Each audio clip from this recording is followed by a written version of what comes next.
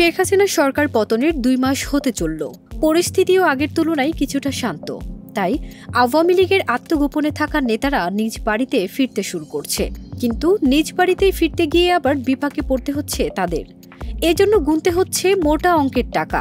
আর যারা এই টাকা দিতে পারছেন না, তাদের গ্রামে প্রবেশ করতে দেয়া হচ্ছে না বলে অভিযোগ উঠেছে।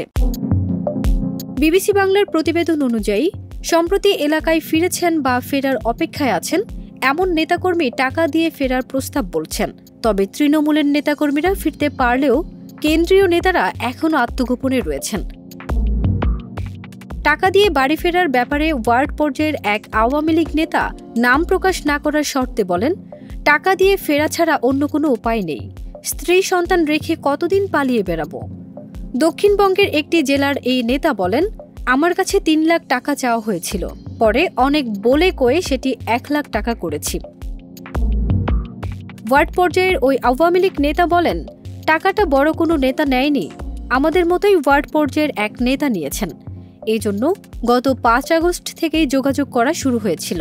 তখন বিএনপির ওই নেতা রাজি হয়ে একটু ধৈর্য ধরতে বলে জানিয়েছিলেন। তবে বিএনপির তৃণমূলের যে নেতা এই অর্থ নিয়েছেন, এটা যদি কোনোভাবে জানাজানি হয় তাহলে আমাকে অনেক ডিস্টার্ব করবে ওরা, বুঝেনি তো।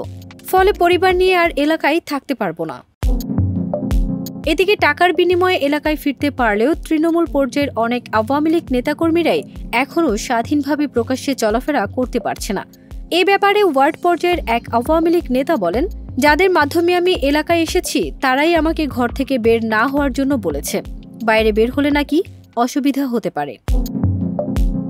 বিএনপি নেতা শামা উবায়েদ মনে করছেন, একটি পক্ষ বিএনপির ভাবমূর্তি নষ্ট করার জন্য দলটির নাম ব্যবহার করে বিভিন্ন জায়গায় চাঁদাবাজি করছে। তিনি বলেন, এ ব্যাপারে শুরু থেকেই আমাদের দলের অবস্থান কঠোর। দল থেকে স্পষ্টভাবে নির্দেশনা দেয়া আছে, কেউ যেন এসবের সঙ্গে যুক্ত না হয়। এরপরও আমরা দেখছি এক শ্রেণীর মানুষ বিএনপির নাম ব্যবহার করে নানা ধরনের অপকর্ম করছে। গত ৫ আগস্ট প্রধানমন্ত্রীর পদ ছেড়ে দেশ থেকে পালিয়ে যান শেখ হাসিনা। আওয়ামী লীগ সভানেত্রী শেখ হাসিনা হঠাৎ দেশ ত্যাগের খবরে বিপাকে পড়েন দলটির নেতাকর্মীরা। জনগণের রোষানল থেকে বাঁচার জন্য আত্মগোপনে চলে যান মন্ত্রী, এমপি, ছাত্রলীগ ও সমর্থকেরা।